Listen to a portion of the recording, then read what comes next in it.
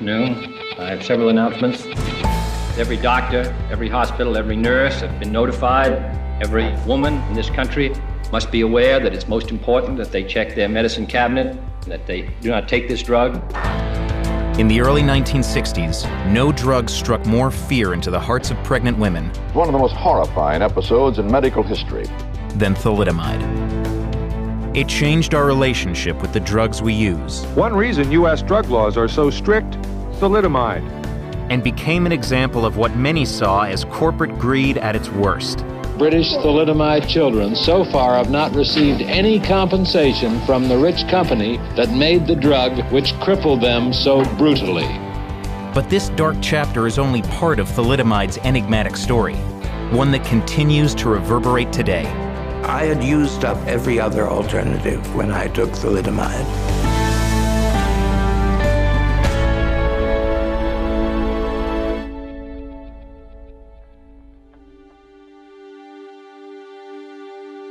In 1960, a new wonder drug was slated to arrive on American shores, a sedative that was said to also treat a range of other ills.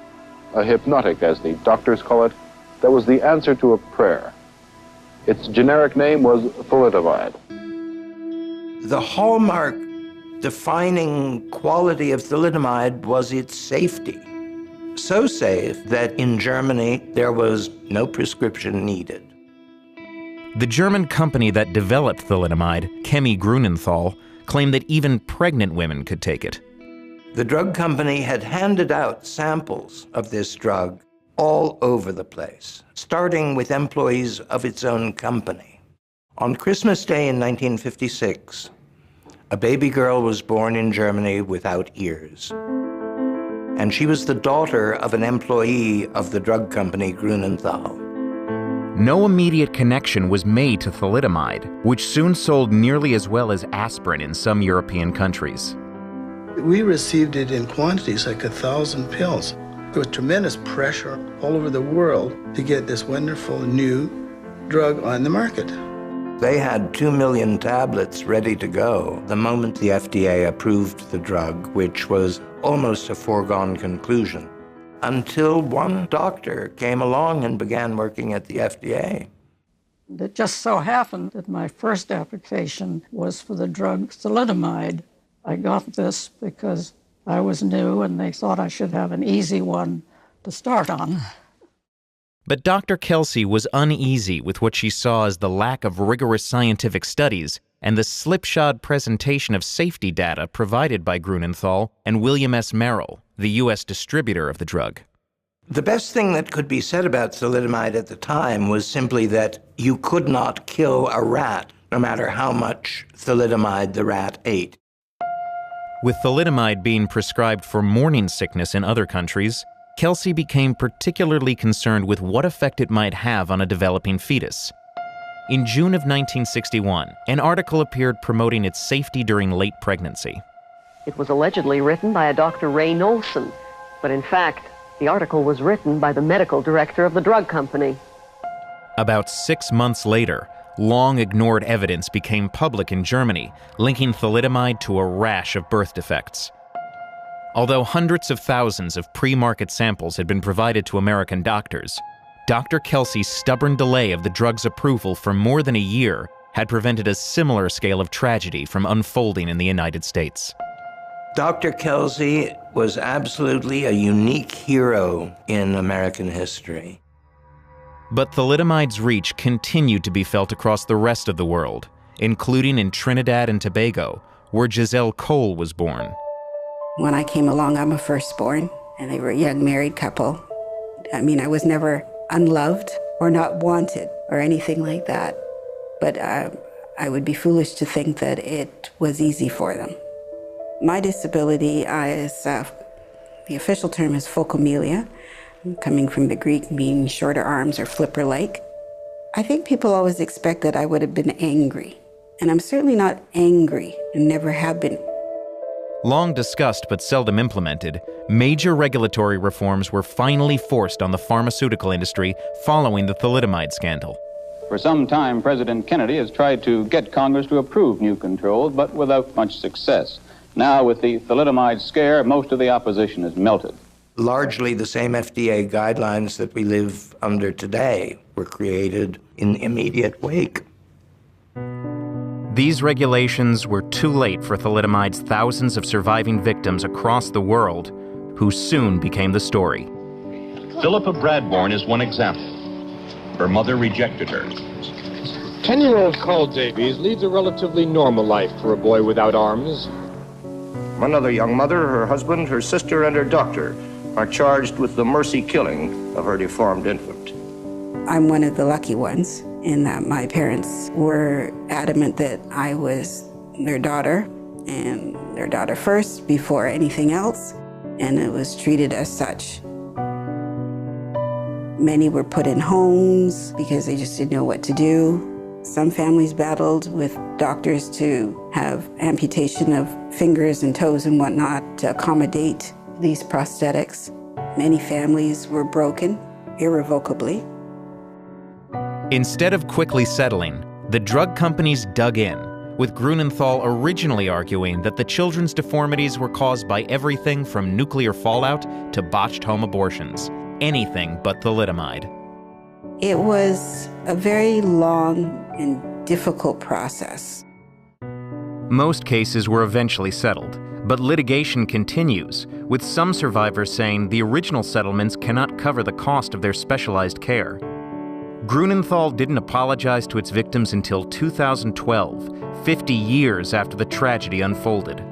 They issued a statement saying that it has taken them the 50 years to come forward to say anything because they were shocked. They don't have a right to be shocked. The shock doesn't belong to them. Despite all that thalidomide's victims endured over the decades, they could long take solace in one simple fact. Thalidomide is now banned everywhere. The now banned thalidomide. The drug was banned in 1962.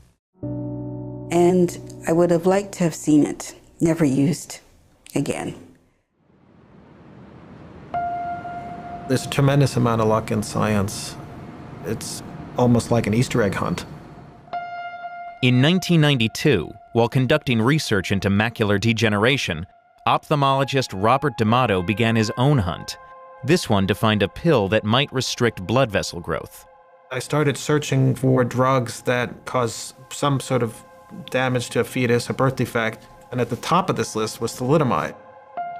Although thalidomide had been banned around the world, unbeknownst to many, the drug was later made available for limited humanitarian use, thanks to a chance discovery. In 1964, a doctor in Jerusalem was taking care of a patient who had such severe leprosy that he was in pain and couldn't sleep. He decided to treat the patient with thalidomide to see if it would help with the sleep, and began to notice that there was also improvements generally in the leprosy. After much trial and error, Dr. D'Amato finally had a similar breakthrough when he demonstrated that thalidomide could starve blood flow to cells, a discovery that held the potential for treating cancerous tumors. The people that really understood the results were excited because we had a tool that we didn't have before.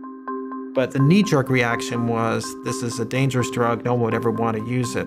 There was thousands of victims that still remain. There had been a promise that thalidomide would never be developed again. We had to make a decision what position we were going to take.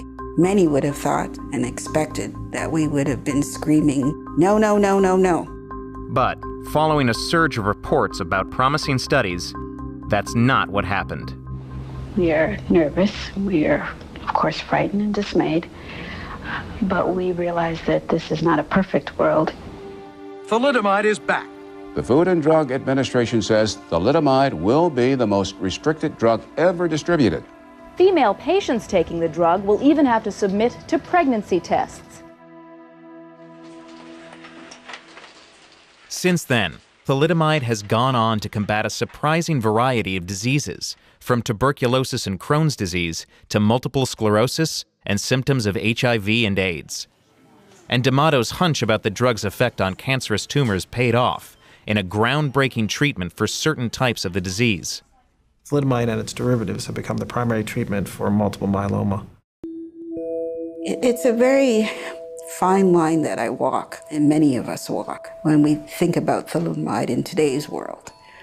Clearly, you can see what it has done to the thousands of us who are still on this earth. But if it provides some kind of assistance, help, relief of suffering, then I cannot, in good conscience, be opposed. Brenner, who saw thalidomide's curative powers firsthand after being prescribed it for a deadly skin disease, says that the drug's circuitous history tells us a great deal about the accidental nature of drug discovery. It's kind of surprising, I think, to most people to learn that drugs are, in fact, developed and then become, as they're called, a drug in search of a disease. When you have a drug that has a powerful activity, whether it's negative or not, that powerful activity could be used for something good if you could figure out what that was. But for all its benefits, the scientific rehabilitation of thalidomide has come with a heavy cost. We were told this could never happen again. In Brazil, where the drug is used extensively to treat leprosy, researchers report that thalidomide children continue to be born, as many as 100 since 2005 by one recent estimate. 50 years down the road, I would like to think that there's no such thing as thalidomide, that we have created something, that we have developed something that would allow us to bury thalidomide. Literally.